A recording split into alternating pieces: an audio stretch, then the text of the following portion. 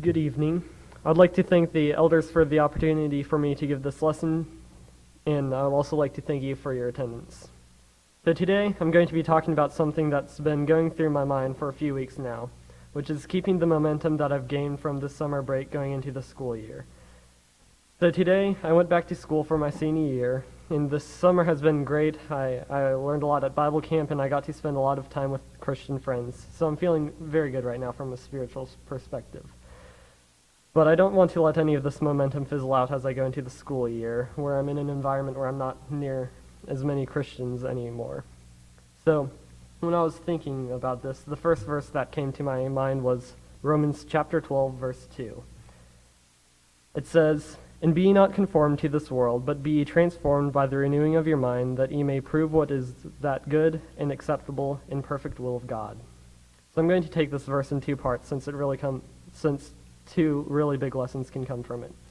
So the first part says, "And be ye not conformed to this world, but be ye transformed by the renewing of your mind." So from this, we learn that we can't go with the flow, but we must be different from everyone else. When it says renewing of your mind, it means actually a complete change of your mind from everyone else. So we need to separate our ways from the world's. This is also supported in Matthew chapter 6, verse 24. It says, "No man can serve two masters, for either he will hate the one and love the other, or else he will hold to the one and despise the other. Ye cannot serve God and mammon." And so here, by mammon, it's talking about the world. So it says that you cannot be a part of both God and the world, and you must fully embrace one and shun the other. And so as Christians, we know that we must serve God.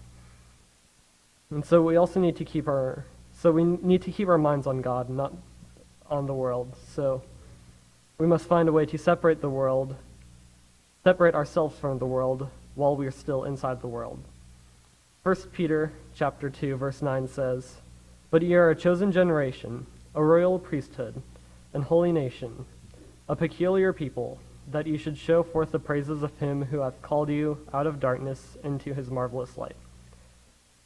So this verse reminds us that we are supposed to be different from the world, like it says, a peculiar people. And it also later says that we do this in order to glorify God. And that really reminds us of the second part of Romans chapter 12, verse 2. And I'll read that again. It says, "That ye may prove what is that good and acceptable and perfect will of God." So, like what was just said in 1 Peter, by being transformed or different from the world, we not only save ourselves, but we can also be an example to everyone else in the world. And so this also reminds me of Matthew chapter 5, verse 16, which says, "Let your light so shine before men that they may see your good works and glorify your Father which is in heaven."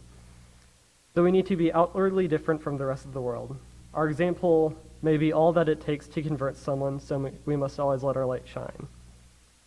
So if you have been conforming to this world instead of being transformed and need help with that, or you've not yet put Christ on in baptism, please come forward as we stand and sing the song of invitation.